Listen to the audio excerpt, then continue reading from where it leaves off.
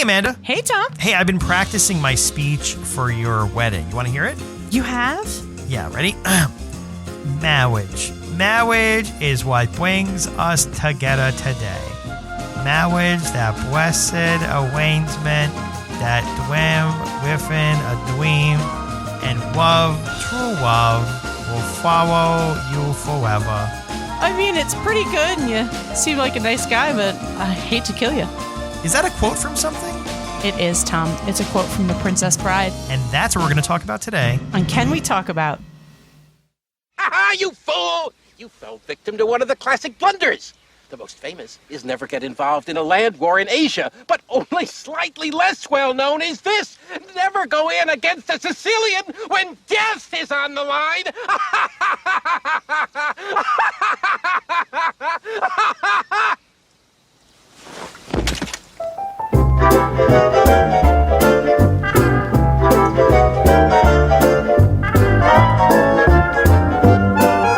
Can we talk about The Princess Bride? I love The Princess Bride.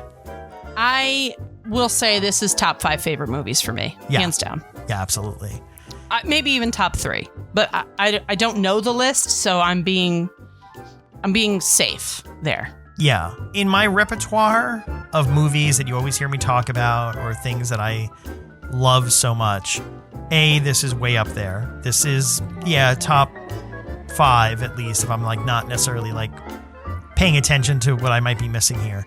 And B, it's the one that looks the least polished, because I know I have a, like, especially given the last episode we talked about Monster Squad and me talking about, like, this movie feels like it's made on like with like flimsy sets in the background and things, and like it just doesn't matter because the movie plays up to it. But there's so much to love about this movie, which we'll get into, but like there's so much to love about it. This is one of my favorites for like a million reasons. I love the story. You know that I'm a little baby for a fantasy, a romance, sign me up. But I'm starting off with a big fun fact here. Andre the Giant was one of my grandfather's very good friends. Really? So this was a movie that was like near and dear to my whole family because it had Andre in it, who was a good friend of my grandfather's, who I just called my mom before we did this. And she, just to confirm the quote, and she used to say, my grandfather used to always say that as big as he was, his heart was even bigger. And he was like the sweetest, kindest man. He was like, almost like for as big as he was, his heart was just that big. You know, like he was a really sweet, kind soul. So this was very near and dear to my family. Everyone in this movie who like interviews over time who have spoken about Andre have always said the same thing, like that he was just a sweetheart, like, you know, literally like fits the struck, like the die of what Amanda like holds near and dear, which is like a big monster looking human who is also just like has the kindest heart, and is a sweetheart in the inside. And he plays Fezzik so well. Like, just, I don't know.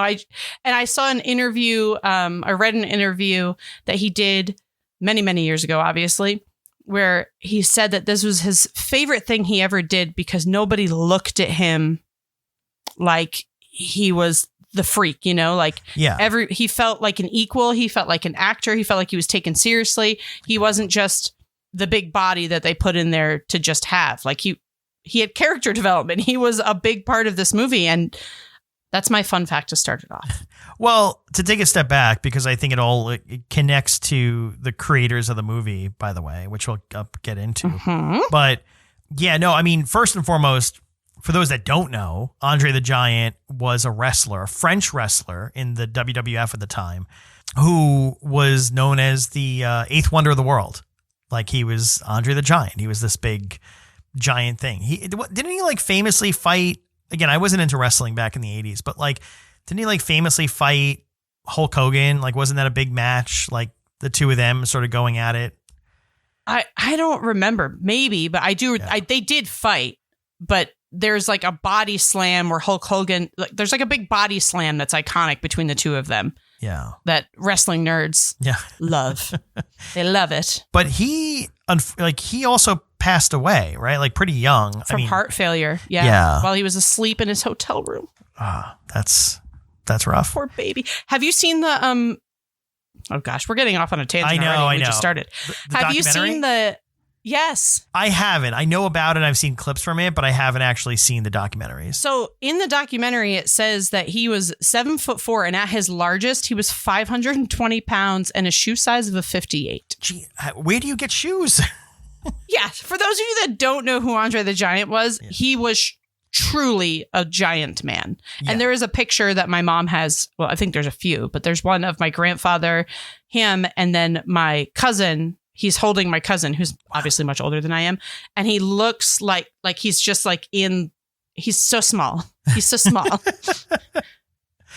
That's crazy. Well, I was hoping he'd be in more things. He really wasn't, because he didn't really get a chance to do a lot. He got into films in the 80s, but that was basically it. He did this. He was uncredited in Conan the Destroyer, but really, he wasn't in a lot of movies or TV shows. I feel like he could have been. He was in the music video for The Goonies Are Good Enough, but I feel like he would have been a potential sloth if we didn't get the. I agree. Yeah. I agree.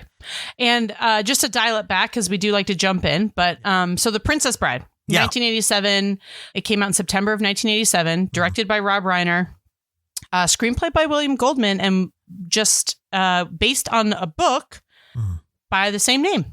And I have not read it. Neither has Tom. I feel like it would be a good one to read, though, based on what we learned. Absolutely would. Yeah. But really interesting to, sort of important to mention is, so Rob Reiner, back in the 70s, was really just known for, what was his character, Meatball? Was that what they used to call him in All in the Family?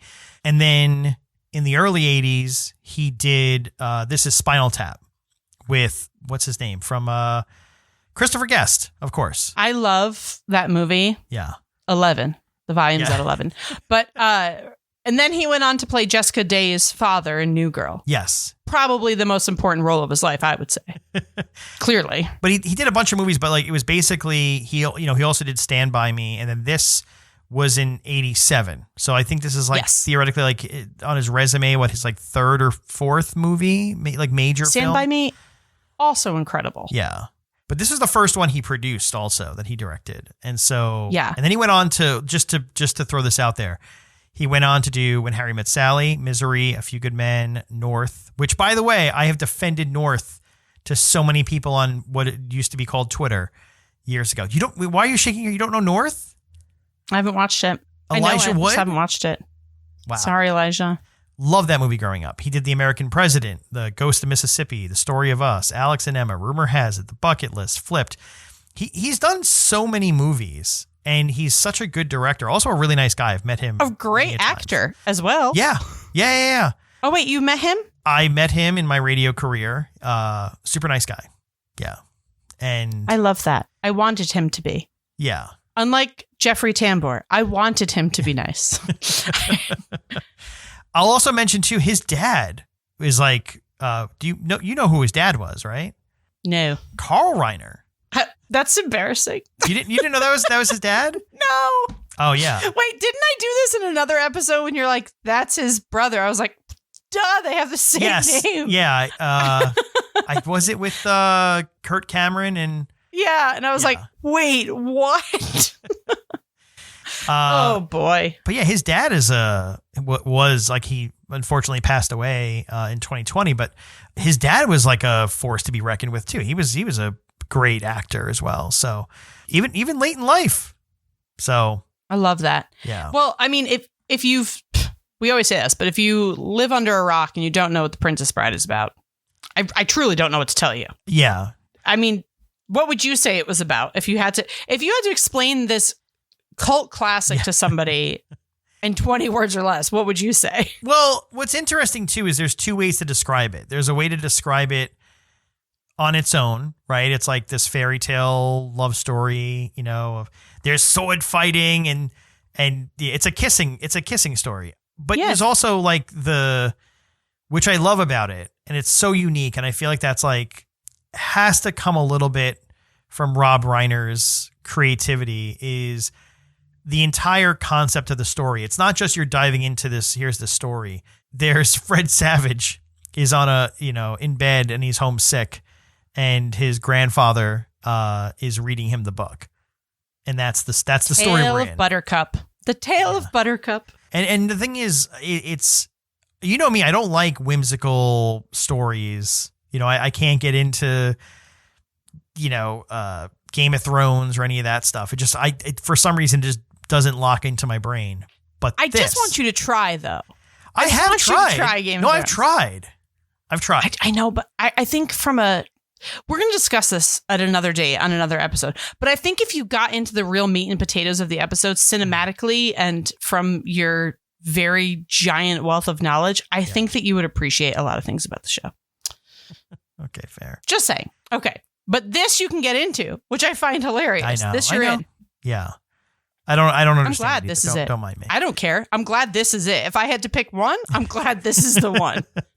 But it's great. I mean, I love this movie, and Peter Falk being the grandfather is it's also cast really well. That goes back to what we were saying about Andre the Giant. Like every role in this movie, this was pretty much the beginning of everyone's career, right? Am I off on that? Like looking back at No, I don't think so. I mean, there was quite a few people that were in line for a lot of these roles that I'm so happy with how it ended up, because even looking at it, I don't think that I could, like, Uma Thurman, Meg Ryan were Courtney Cox, Susie Amos, Sean Young, Alexandra Paul, and Whoopi Goldberg all auditioned for the role of Buttercup. Wow. None of them could have done this. Like maybe a young Uma Thurman I could maybe see, because she is a little bit quirky, but I don't know. I just feel like. Well, two things. I almost forget this is Robin Wright, and I'll get back to that in a second. But also, is it me, or is anytime you read a list of people that were almost cast in as like an actress in a role in the 80s, it's always Sean Young is on that list? Yeah. Like she just didn't get she any never part. Won. Yeah. She never won. She auditioned for Sean everything Young. and got nothing. She auditioned for everything. Also, we should just talk about this. Yeah. Wesley. Yes. Hello. Yes. My son's name is Wesley. And when we were naming him, it was like, well, do we do Westley or do we do Wesley, like with or without the T? And when we looked it up, it's like, oh, Westley in The Princess Bride is with the T. And apparently it's like the more British way of spelling it anyway, which we weren't aware of. And it was like, all right, cool. That justifies it. All right, cool. So he's Wesley. So Who Buttercup falls in love with. Who Buttercup falls in love with. And vice versa. But yes. And then, as you wish. Unfortunately, his ship is attacked by the Dread Pirate Roberts. Yes. And he's presumed dead. And she ends up getting betrothed to shitty little Prince Humperdinck from Florin. And right before the wedding, she gets kidnapped. And then you have the movie. There we are. That's basically it. And the outlaws are, I love this description.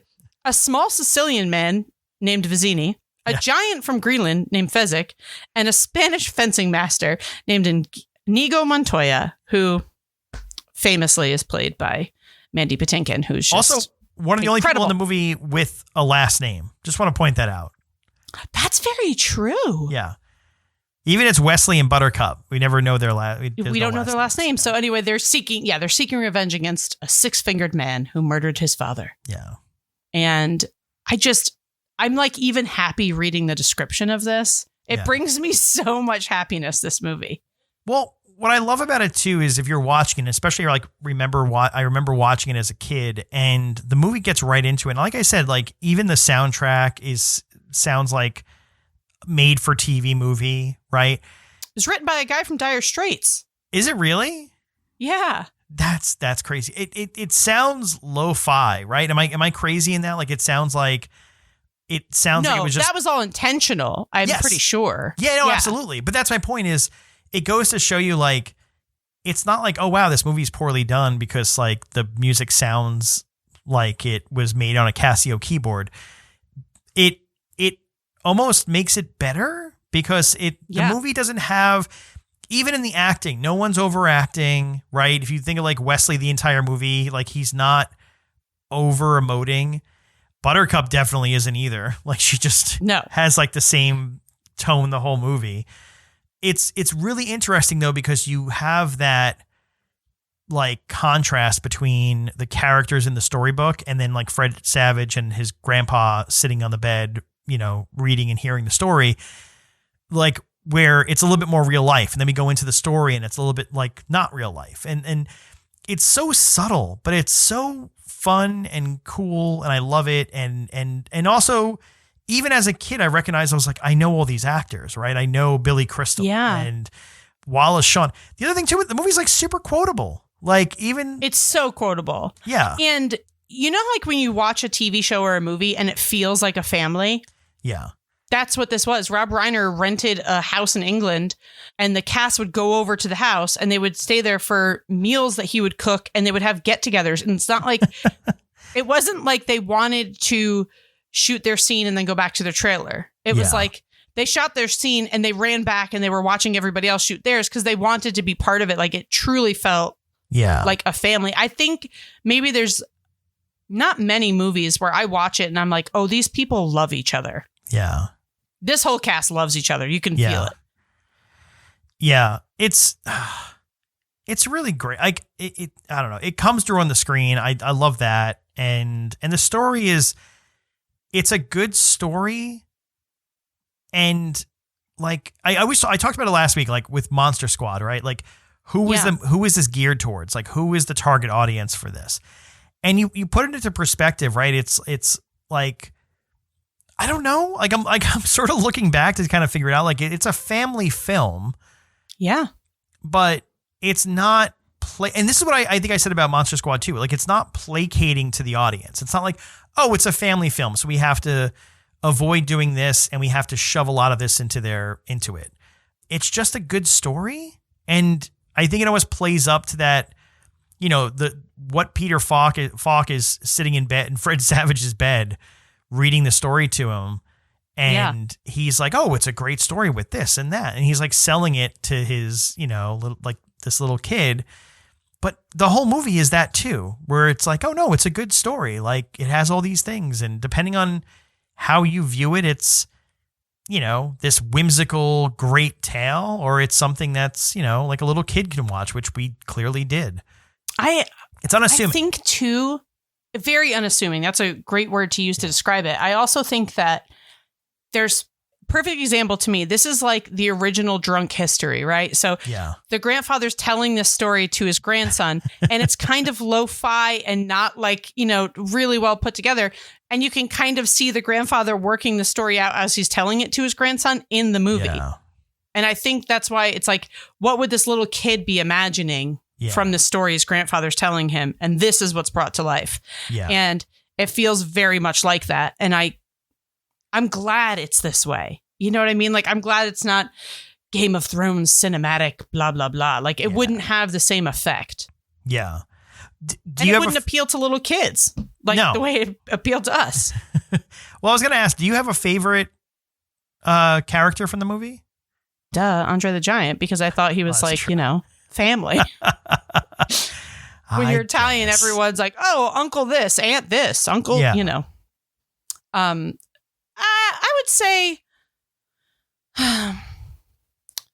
would say probably yes. When I was younger, it was Andre the Giant again, because Amanda wants all things cuddled. Yeah. But now watching it back, I think it's Inigo Montoya. Really? And the reason why is knowing what I know about what Mandy Patinkin put into that character, how much it meant to him and how much it was really mirroring what was happening in his life and just like a bunch of stuff.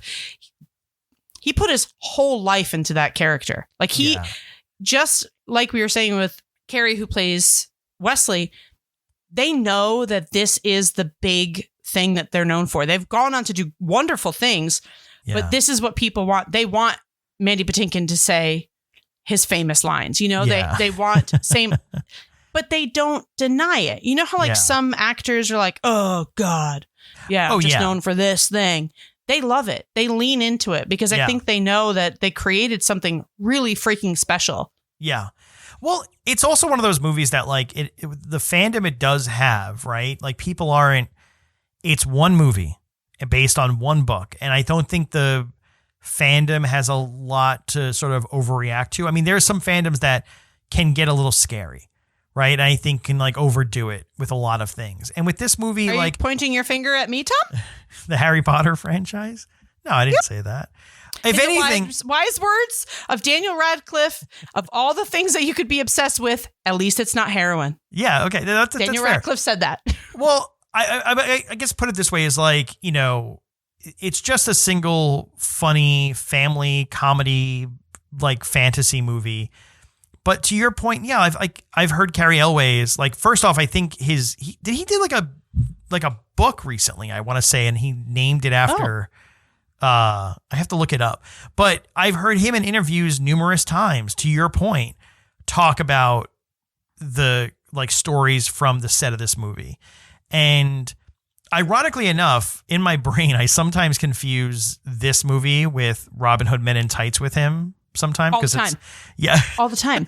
Another movie I absolutely love. Like, I love that movie. Absolutely love that movie. But it's great. I don't know. There's not a lot to say. He loves the movie as much as we all love the movie. Yes, he wrote a book called As You Wish, Inconceivable Tales from the Making of the Princess Bride. I love that. Which I saw him on I caught like, you know, clips of him on his book tour talking about it. And it's all stories about behind the scenes, meeting Rob Reiner and meeting, what's her name? Robin Wright, which, by the way, can I just point something out? Because Robin Wright's career, I feel like has like she's in a bunch of stuff over time, but she randomly pops up in the 80s in this, the 90s in Forrest Gump, and then like the 2000s, like she does like House of Cards, which like was like the biggest thing she had done in the 2000s. And I think it's hilarious because she's so versatile that in every one of those things, she's a completely different person. And incredible. Yes. Yeah. Where it's like you can separate, like Robin Wright could be 3 different actresses to that point. Like she's such a badass. Yeah. Did you know that the book was written for his 2 daughters, William Goldman? No. He said he had 2 daughters and they were 7 and 4. And he said, I'm going to write you a story. What do you want it to be about? One daughter said princess and the other one said bride. And he said, that'll be the title. And that's how that started. And Carrie Elway's stepdad gave him that book in 1975 when he was 13 years old. Really? Yeah. And Rob Reiner first read the book when he was in his 20s. Huh. When Goldman gave it to his badass father. So Goldman gave Rob Reiner's Rob Reiner's dad this book, and it became Reiner's favorite book of all time. And this was supposed to be made into a movie by so many people, and it did not get made. Wait. Like he gave it to Carl Reiner. I have to point that out. He gave it to Carl Reiner. Yes. Carl Reiner. Who, by the way, I mean, if you don't know who he is, because I think the most recent thing that a lot of people probably knew him from, he was in Summer School, by the way. He was in the movie Summer School. Just throw that out there. But he was Saul in the Ocean's 11 franchise with all the other famous people that were in that. But that's where he's probably like most well known to this generation. But he was a big comedian back in the 50s, 60s. Yeah. So worth mentioning.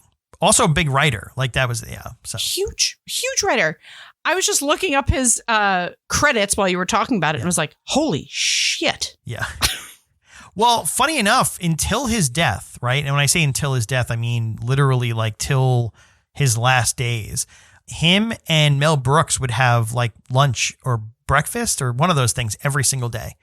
They were the best of friends all the way until the end of Carl's life. Freaking insane to me. Makes sense, but still insane. Yeah. I'm enamored by Carl Reiner's career and his sense of humor and what that man did. So anyway. Same. Just a little sidebar. I had to stop off and. Did you know Danny DeVito was the original? What? Vizzini the Sicilian. No, really? Yeah. And I mean, I don't blame him. Sean was super insecure after that, and he went to Harvard and Oxford and studied philosophy and economics. So like he's a very smart person. Wallace also Shawn, a great actor. Yeah. Great actor, but He thought he was going to be fired after every take, and he's like, they wish they got Danny DeVito. What was Danny DeVito up What for would the role Danny before DeVito him? do? I believe he was in the final. Yeah. Oh, wow.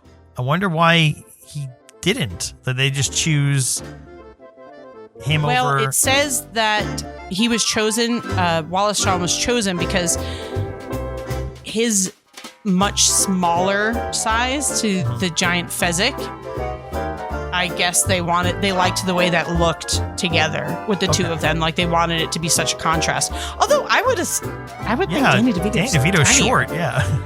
I have no idea. We should Let's check. text who's- Rob who's Reiner and small. ask him. Why? Just get him on the horn.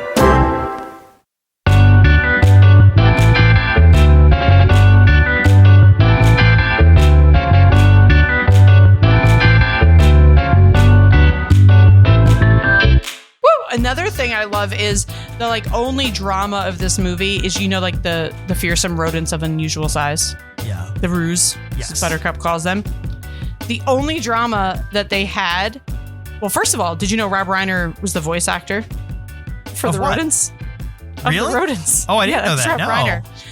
But the actor that was in the rat suit, Mhm. when he's supposed to do the scene where Wesley's like wrestling him, Yeah. the lead actor was missing and they didn't know where he was, and they found out he was in jail and they had to run and bail him out of jail What? to get him back on set to shoot the scene because this was, you know how it goes when it's like, we have to shoot the scene today. We're losing the Yeah. light. Yeah. Jeez. He was in prison. How? Why? Do we know? Doesn't say. Probably. Okay. Who knows? Who knows? Jeez. Okay. Wow. Okay. That's interesting. Yeah. By the Do way, you have a favorite character? I do, but I just want to. Okay. I have a quote for you because I actually, while we were talking, I was Okay. multitasking. So Wallace Shawn, in an interview with EW back in 2011, explained that's what this whole concept about Danny DeVito came from. He said, "I was not the first person they wanted. Unfortunately, my agent at the time believed that it would be helpful for me to know who they actually wanted. So he told me it was Danny DeVito. It's a bad move. Looking back on it, it didn't help. Danny is inimitable. I don't know. Each scene we did, I pictured how he would have done it, and I knew I could never possibly have done it the way he could have done it. It made it challenging. I've mentioned it to Danny since. I said, of everything that I've ever done since birth, the thing that is most well known is a part that I had because you were unavailable." He might have laughed nervously when I said that. So, which leads credence to the fact that yes, he was, but apparently he was unavailable, which I guess looking at the time frame, what was this, 1986? Probably, yeah. 85, 86. Yeah. So what This came out in 87. oh yes, okay, so 86. So what was Danny DeVito doing in 1986? Everything. Name it. He was doing everything. He was in everything in the 80s. Yeah, maybe he was doing Twins didn't come out until 88. I guess he was doing Taxi, that and then one. after that, I don't know. But either way, he was unavailable for whatever reason. I guess we'll figure it out. Or maybe he was doing Ruthless People. That was around that time. So I don't know. We'll Anyway. text him right after we're done texting Rob I was gonna Reiner. ask. We share the same Okay, and birthday, which- Who? Rob Reiner and Danny DeVito? No, me Or and you and Danny Danny DeVito. Oh my gosh. I'll invite him to hang out with you for your birthday know. after I text him. For our birthday, to be clear. There you go. You guys can celebrate together. Oh, I guess I can bring this full circle. I always loved, like, what made me laugh as a kid was Wallace Shawn's character, of just how very Looney Tunes the character is, because there's like a lot of like whimsical characters and weird things, and there's the entire thing with like Billy Crystal and Carol Kane. God. Carol Kane, chef's kiss. Love her so much. I love that Carol Kane has not changed over like 40 years. Like, she still basically plays versions of the same character. Like, her on The Incredible Kimmy Schmidt is the same Carol Kane. My God, it's one of my favorites. Yeah. I love that show. But I don't know. Wallace Shawn, I love it. I love the quotable lines. It's all great. But Carrie Elwes like plays. I feel like you have to pick someone who's not one of the two main characters. But to mention it, like, I think he plays the character so well, like with such like, there's no overacting. It's all subtlety. It's all simple. Just the way he always has his head down like this, like Yes. even now, like any picture he takes, he's like this. Yes. He's just like the menacing hot prince. Like he still looks like that. Yeah. Dread Pirate Roberts. Tread Pirate Roberts. But yeah, and I had the same thing with you, like Andre the Giant, like, you know, like wonderful, big-hearted giant is great. But yeah, I know. I'm just gonna say it. I'll say Wallace Shawn. I used to love that character. That's fair. I love him. Yeah. Just the way he falls over at the end when he's laughing and just like, again, Looney Tunes, just mid-laugh, just falls over to the side. When I was little, he didn't feel like a real person to me. Yeah. You know what I mean? Like he felt like a fake, like exactly. Yeah, like, yeah. Did you like Miracle Max, Billy Crystal's character? Scared the shit out of me. I mean, by the time I was watching this, I knew who Billy Crystal was. So, I did not. I mean, I was a like, you know, film buff child. I was weird. And so for me, I'm just like, anytime these characters or these actors would come up, I'm like, oh, I know who that is. I know who that is. You know, I knew who Carrie Elways was at the time. I knew Mandy Patinkin. I knew Wallace Shawn. Even Andre the Giant, I knew his background. But, you know, Billy Crystal pops up. I'm like, oh, yeah, that's Billy Crystal. Like, you know, I know him from all the other things I know him from. And so it didn't, like, it's hard for like a little kid to see past that at some point, I guess, or I was just weird. But yeah, like there were other little characters in the movie that I like enjoyed more than that, because again, Billy Crystal's character is probably the most over the top because he was Billy Crystal acting the best, being Billy Crystal. So maybe that's why it stood out. He said that he wanted Miracle Max to look like a cross between his grandma and former Yankees manager Casey Stengel. He wanted him to look like that. And I think he achieved it. And he filmed that entire role, like all of his days of shooting were only 3 days, 10 hours a day. And he apparently never made the same joke twice. Like no matter how many times they had to reshoot the scenes, he would do different jokes. Yeah. And Rob Reiner would laugh so much that he'd have to leave the room during filming. Yeah. And Mandy Patinkin said the only injury he suffered on the set, despite all of his fight scenes, was he bruised the muscles on one side of his ribs from trying so hard not to laugh when he was doing scenes with Billy Crystal. I love that. Yeah. One of the fun facts I have is that Billy Crystal, he made a movie. I did not see this. What? Afterwards, but he made a movie based on his time with Andre the Giant. It was called My Giant. Oh, I knew. And the whole I know that movie's movie.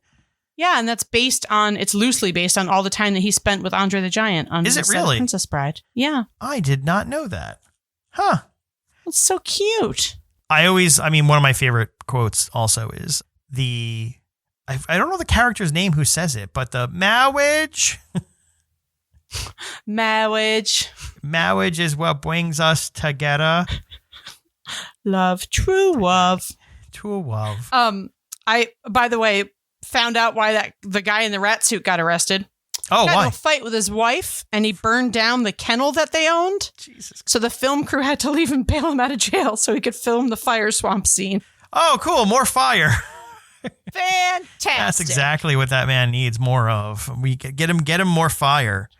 Fantastic. Have you heard any of the interviews with Mandy Patinkin about the story of his father and how his dad died of pancreatic cancer when he was 53 and like a couple years before they filmed it. And he said that for motivation, he would always tell himself, like on filming days, to take it so seriously that if he caught the six-fingered man, his dad would come back. And when he stabbed Count Rugen, he said it felt like he was killing the cancer that killed his father. Jeez. And for one tiny moment, his dad was alive again and his fairy tale came true. Man, Mandy Patinkin seems like a very complicated, and not in a bad way, but a very complicated love him so man. much. Follow him on TikTok. Yeah. His son runs the account, and it's just the most beautiful. He's the most beautiful, simple man. I love how they're just with such a big heart. I've watched the TikToks, and it's just like him. It's just old people, like your parents, just fumbling around. He's like, I'm going to go on a road trip. And he's like packing the car up, and like, he's like, I want to go on a road trip. Like, with this dog. Yeah. He brought his doggy with him. But one of the TikToks I saw, and it was not on his account, but it was an interview he did. And he said that it was really emotional for everybody on set because every time they would do like a fight scene or another scene and Rob Reiner would say, cut, print, they would all like look at each other and get teary eyed because it meant they didn't get to do it again. And like Really? they felt like every time they finished something, they're like, oh my God, we're so much closer to this being over. And like they never wanted it to end. I feel like it's, I don't know. It's just one of those movies that it makes me so happy that the people that made the movie love the movie as much as the people like us who love the movie. I was going to ask you for some of that behind the scenes stuff. Like where was this filmed? Because you mentioned it. I forget if you mentioned where it was. Yeah. Filmed. So it was in a couple locations in the old UK. So it was shot in various locations in England and Ireland. Okay. So they did Sheffield, England, Buckinghamshire, England. The Battle of the Wit scene is shot at Lothiel Dale, where it meets Kalesdale. I don't know what the hell that means. Cavedale in Derbyshire, England. Bradley Rocks in Derbyshire, England. Cliffs of Moher, which are beautiful. I've been there. Really? That's the Cliffs of Insanity. Yeah, it's so You've been to the Cliffs of Insanity? every goddamn day, sir. Every day. I didn't realize this entire movie was filmed in England. In the UK. Yeah. UK. But so everyone was American for the most part? Because I'm trying to think of like, obviously, I mean, Andre was French, but he was, living in America at that point, I'm pretty sure. Yeah. But what I'm trying to think now, is anyone in the cast actually British, or like was everyone just kind of flown in from America to do this? I'm assuming that's what they did. And I was looking at like one of my favorite facts I think you'll appreciate. Yeah. So Carrie Elway and Mandy Patinkin had to learn to fence both left and right-handed because they had to look like, Rob Reiner spent something like over a year researching 17th century sword fighting because he wanted the fight scenes to be so accurate. Yeah. And guess who they brought in? First of all, they performed all of the fight scenes themselves, except for 2 somersaults, which they had stunt doubles in for. But they were trained by instructor Bob Anderson and stunt arranger Peter Diamond, who then went on to train all the actors for the Star Wars trilogy. Oh, wow. Well, I wonder if that's because like it's all in England, right? Like they filmed all the Star Wars stuff there too. While we're looking up fun facts, did you see who else was potentially in the running for Fezzik? No. Oh, you didn't see that part? Oh, these are fun facts okay. So when the writer wrote the screenplay, and he was shopping the screenplay for, or the novel to become a screenplay, his first initial choice for Fezzik was Andre the Giant. That's who he wanted. That's who he envisioned. And then this is, again, early 80s. And at that point, it seemed like Andre wasn't going to be available for filming. So then they had to come up with some second choices. Second choice was Arnold Schwarzenegger. Wait, I did remember reading that somewhere. Okay. And then by the time they were able to make the movie, he was too expensive, right? Yeah, basically like between the early 80s and 86, when they filmed this, suddenly Arnold Schwarzenegger was a giant star. I forget which came out first in the 80s with Arnold, but at that point, you can't afford Arnold anymore. And so then they went back to Andre. And there was like so much pushing against why he couldn't potentially do it. Number one, he was still wrestling and he still had these giant matches he was doing. And then separately, he was just worried because A, he's a wrestler, B, the movie's in English and he's French, which I guess he can kind of fudge and get away with for being like this big monster Andre the Giant in wrestling. But in the movie, he was afraid. Robin Wright also was from Texas. They sent her to a dialect coach for a very long time to get rid of her accent and to give her a British accent. Huh. So they probably had to do it for a lot of people on the show. Yeah.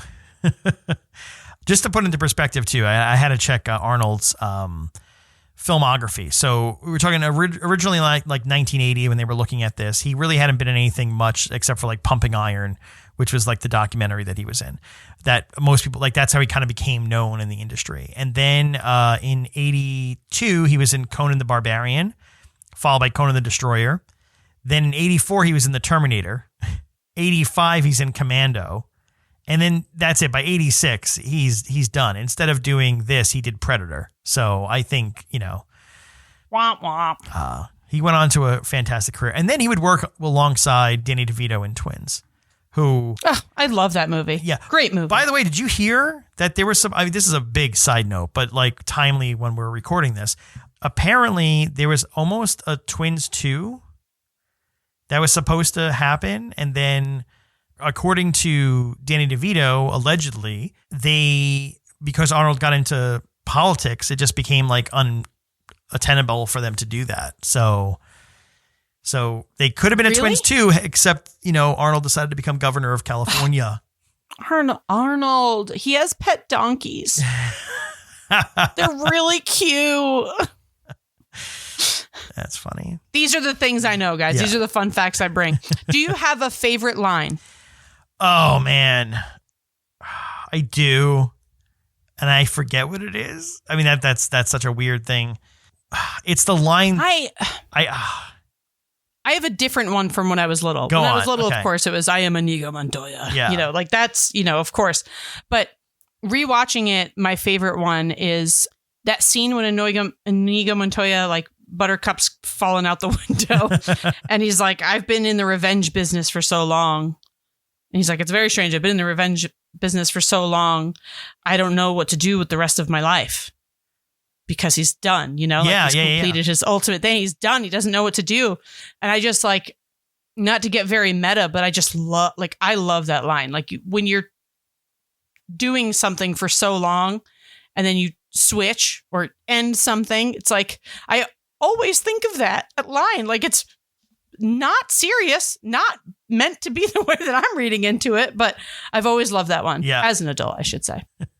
So I had to look it up because I always get it wrong. I wanted to get it completely right. Okay, I'm ready. I'm excited. I'm going to try to do it here. Let's see if I can do it. Okay. It's, you fell victim to one of the classic blunders, the most famous of which is never get involved in a land war in Asia, but only slightly less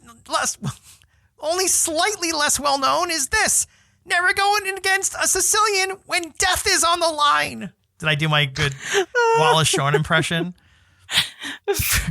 From I rose my Italian voice. Tom. It's just because, I mean, I still don't, and also if you Google like never That's get involved so in a good. land war in Asia, all the responses are, what does that quote mean? Because no one understands it, which to me as a kid was the joke, right? It's just this weird, like, what the hell does that even mean? Yeah. And he thinks he's smarter than everybody. And he's just saying these weird things.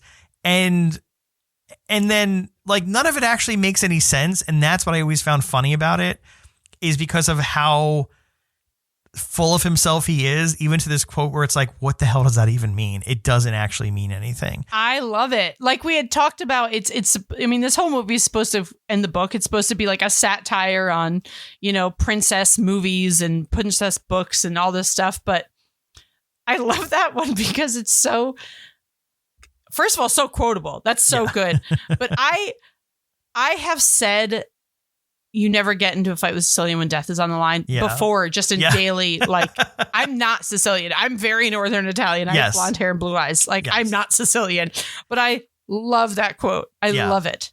Well, I love it. I mean, it's really funny because like the internet is still arguing over what the hell that quote even means, which is great, which I love that. I love the fact that like people are trying to make sense of it.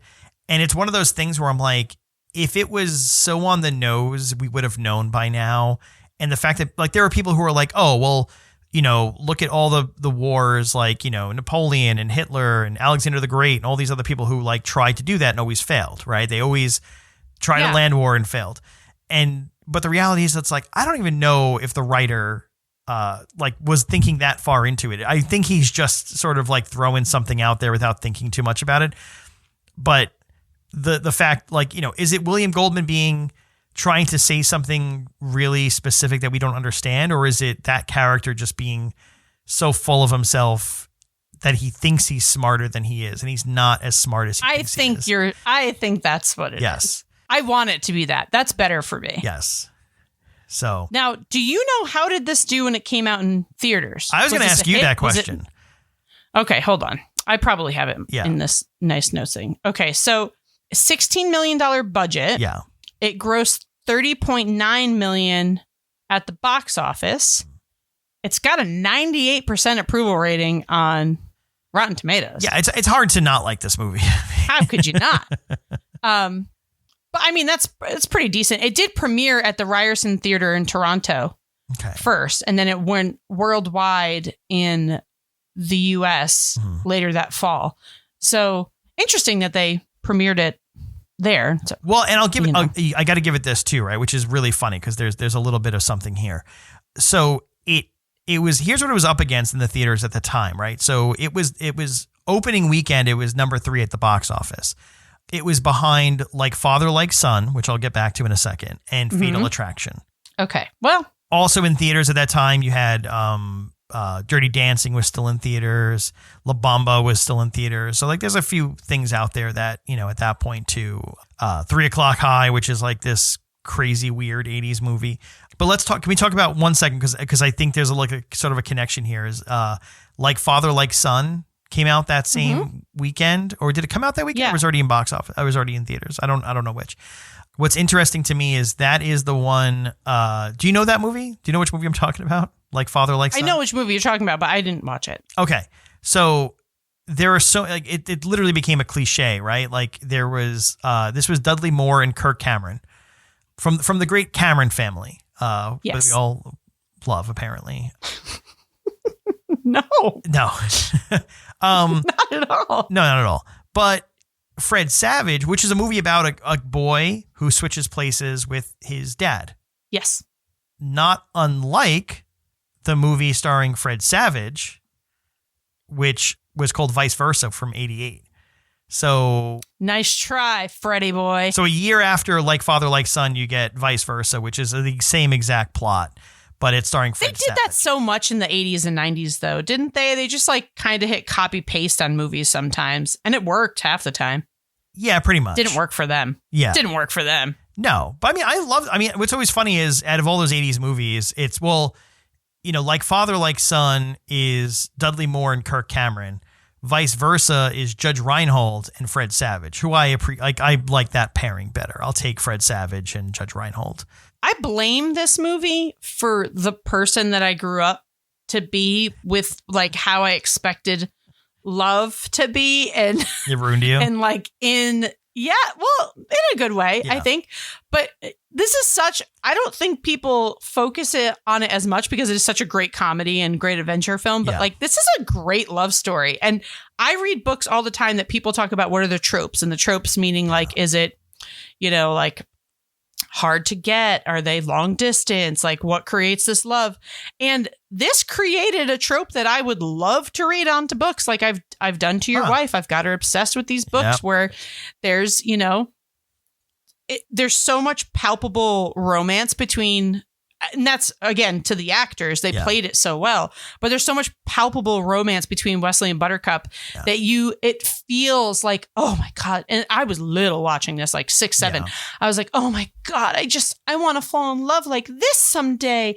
And the whole As You Wish is such a beautiful example of a man who will literally go to the ends of the earth to make the woman that he loves happy and to do anything for her. And I was like, well, that's clearly how it has to be, I guess. That's just, if you're not going to love me like Wesley loves Buttercup, don't do it. Well, to put a bow on this also, this is a sort of fair way to look at it, right? Like we said that the book itself was essentially a parody of all these, fairy tales and things.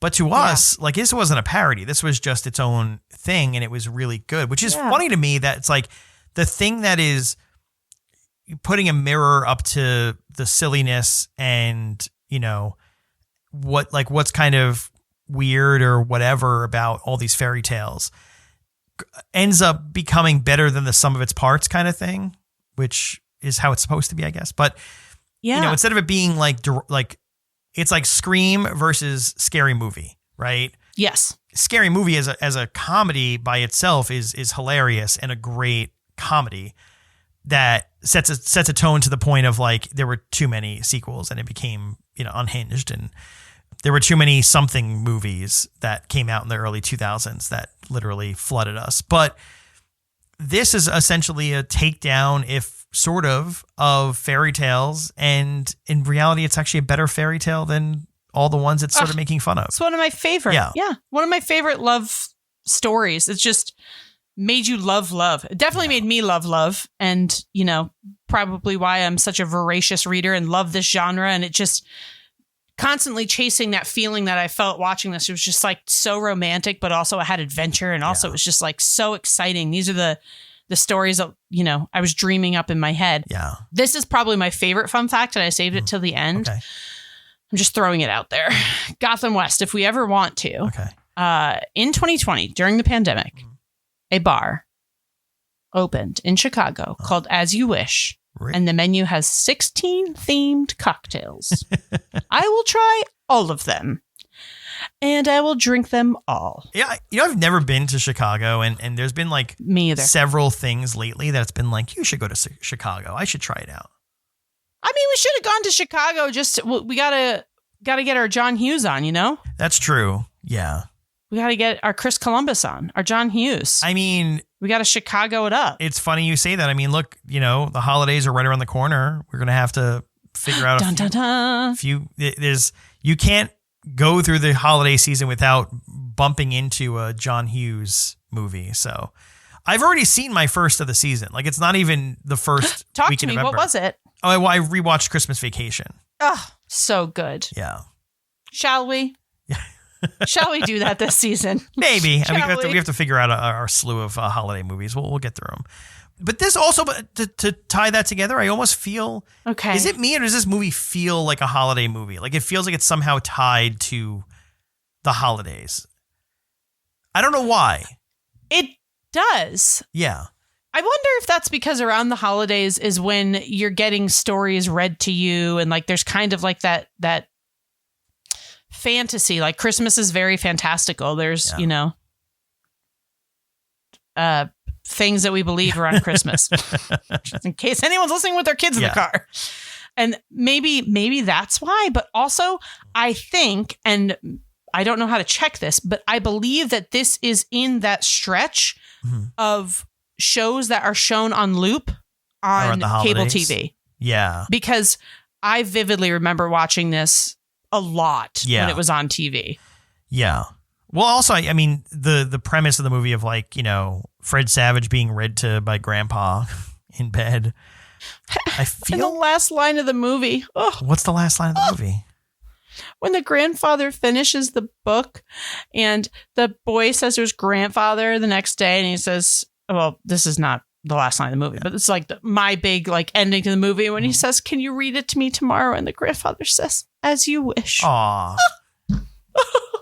Well, Peter Falk was also a great character, like a great actor to be Grandpa, because he was like, you know, he was so good, soft, and like, I mean, every character Peter Falk played. I mean, he was Columbo, and like he was just an unassuming, like he wasn't threatening or anything. He was just this soft, easygoing, blah blah blah. Good grandpa. And you know, I will say that the movie itself, I'm sure, was probably not set out to be the cult classic it is, but Rob Reiner's pretty good at creating cult classics. Like he did it with This Is Spinal Tap. He did it with this. He's done it with a lot of his projects that we already talked about. But whenever, I mean, my best friend Athene and I used to quote this movie nonstop. We talked about making our wedding vows if we ever got married, the wedding vows of this movie, which I honestly, now that I'm remembering this, I think she may have. Okay. I think she may have done a Princess Bride knot in her vows. Okay. But there's just, you know, like you watch movies with your son, you bring him to movies. Yeah. You say, is it time for him to watch this? I've watched this at different points in my life. I watched it very young. Then I watched it as like a preteen teenager. And then I watched it as a very stoned high school teenager because it made us laugh so hard. Yeah. And then I watched it as an adult. And this is one of those movies that you could show to your son now and he would not care that it was made in the 80s. Yeah. Like it transcends decades. It does not feel like, oh, this is so old and boring. Like it's exciting. It's a good movie. Have you shown it to him yet? Yeah, we watched it with him before. Okay, I have to rewatch it with him, which maybe we'll do it now. All right. But I think it's time. Can I just throw something out there? for you too? I want you to. Yes. Just to take us back to the year 1987. I was born that year, so it was obviously the best year. But go ahead. So because I was like sort of curious, like, oh, how long did this last in theaters? And it stuck in there. It was still in theaters going into the holidays. It premiered originally in the beginning of October. So that's where I was like, maybe there's like, maybe it stuck around a little bit. But for what it's worth, this is the same year that Planes, Trains, and Automobiles came out. And that was really, and Three Men and a Baby. But those are the big holiday season movies. And then funny enough, and maybe this is another bow on it. Who was originally supposed to play Fennec? Oh, not Fennec, the Sicilian. Danny DeVito? That a couple weeks later, number one at the box office, Throw Mama from the Train premieres. Oh, no. Also starring Billy Crystal. So maybe that's what they were. Well, maybe that's what he was busy I'm making. happy that Andre the Giant's fight that he had scheduled in Tokyo was canceled so that he got to be in this movie. Oh, is that what happened? It was canceled? Yeah, he was supposed to have this like big fight in Tokyo and it got canceled. Jeez. So he was able to be free, and that's when Rob Reiner was like, "Oh my God, go get him!" Yeah, go get him. So do we ever know who the if it really came down to that, who we almost had in that role? Like we talked about all the people who were almost cast, and I know there were some other people that they So they had what a weird thing. First of all, Liam Neeson auditioned for the role. Obviously didn't get it because he's not 100 feet tall. Kareem Abdul-Jabbar, Lou Ferrigno, and Carol Struycken. I don't know who this person is. Who that was too. I think he's in the Addams Family. From Lurch. Yes, Lurch. Or Lurch from the Addams Family. Yes. Okay, so yeah, they were all in the running for the end, but then when he found out that it was canceled, he got to be in the movie. I guess. Wow. Which is why I was able to see it so young. That's why the rules were kind of pushed aside because there's your family friend. I guess I never met him, but that I know of. Grandpa I have no idea. He sure did. They used to hang out, oddly enough for people, they used to hang out in upstate New York when the Catskills were the Catskills, and there was all these big clubs like the Villa Roma and Kutcher's and the Concord were all these clubs that like Frank Sinatra and the Rat Pack and a bunch of comedians would come up on the weekends from the city, and they would all perform. And then everybody from the city, this is before plane travel, would come up here. And my grandfather had a racehorse and would hang out with these people. And they would sit at these tables and drink a shit ton of liquor. And one of my favorite stories is Andre the Giant used to apparently drink 40-ounce beers, and he would pour a bunch of booze into the 40-ounce beer, and he called it the American, and he would just chug that. Same. Fun fact, like all those resorts and everything, obviously where Dirty Dancing. Yes, thank you. Like that was was called the Borscht Belt. Yes. And actually in Ellenville, New York, which is about 10 minutes from where I grew up, they have a Borscht Belt Museum. Really? That just opened this couple months ago. Oh, wow. Yeah. I didn't know that. Okay. Yeah. It's pretty cool because back then, a lot of movies were filmed here. Really? Because we offered... A lot of studios were in New York City that were New York City based because there was LA based and New York City based. They could just come right here and it was so cheap. Everything was so cheap. It was like they were already these summer camps. All of like the cast and crew could stay there. Huh. Fun facts. Those are fun facts. Well, whether it's the holidays or not, go watch this movie if you haven't seen it in a while. Go watch A Princess Bride. It's a warm hug. If you've never seen it, you should definitely go watch it. I don't know how many If you've never seen it. Well, boo to you. Your fiance hasn't seen like half the movies that he should have seen at this point. Like, who has never seen Die Hard? He's seen this one. Okay, this is. Oh, yeah, that's fair. Well, yeah, we're gonna have to work on that. We should just do a series of making him come on the podcast to talk about movies that he should have seen that he had not seen. Yes. Die Hard is definitely one of them. Yeah, I don't know how you haven't seen Die Hard. That's an easy. I don't know. Okay. I don't know. I still love him, but we're gonna have to work on this. All right. Well, that's A Princess Bride, one of both Tom and I's favorite movies of all time. And if you haven't, head on over to our socials, TikTok and Instagram and Facebook, and message us if you want some merch, guys. These hoodies are really soft. We have soft saying. hoodies. We have really soft hoodies. Yeah. You're wearing a hoodie right now. I'm wearing a hoodie from another podcast you can find me on called Folktown. Yeah. That's a limited season, but we just finished our first season, so you can head on over and check that one out as well if you're not tired of hearing my voice. I be don't real. say fuck as much. I don't say fuck as much on that one. Yeah, but let's be real. Everyone shows up here for you. We've said this before. Like, you are the draw. You keep saying that. Okay. I don't know. We're going to have a Tommy fan club. I don't know about that. But, all right, guys. We'll talk to you later. Bye. See you next time. Bye. Have fun storming the castle.